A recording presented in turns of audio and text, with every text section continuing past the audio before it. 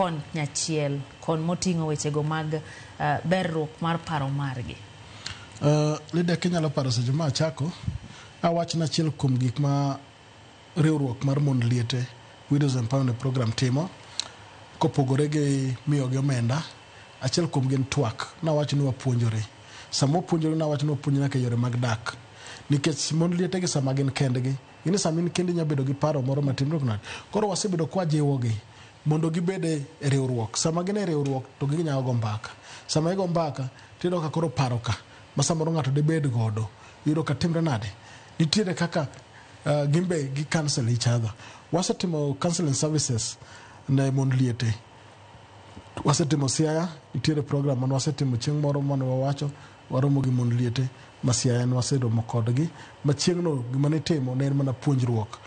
Wasetimo giluongo ni medical camp ma wasetimo ne Mond Liete Kisumu, Homa Bay.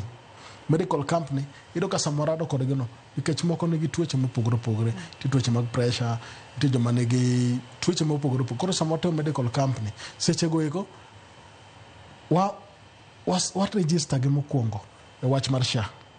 And will ne poka wacho mano. Was register quite a number of them e wach mar SHA. Nikech ido ka chiliel samoro ok doyud samoro ka wiyo wil ma samoro ko dhi kata ok obedo gi ng'eyo mar ka okumba mar thieth mar SHA.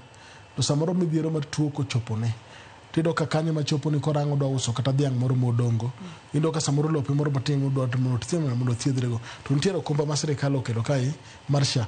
Mano wasebedo kwa timo negi. Seche motimo medical camp wa ng'imiyo gi wasogi SHA ni. Seche go eko be wapuonjogi. Wang'isogi kaka ginyalo dak. Wawuoyo kodgi mondo gibed thuolo. Gibed thuolo ne gin owuon, gibed thuolo ne giwuoge paro moko mang'eny ma samoro nyalo miyo timo nade. Gibedo seche go bende wasebedo kwa keto puonj mar weche mag Nyasaye.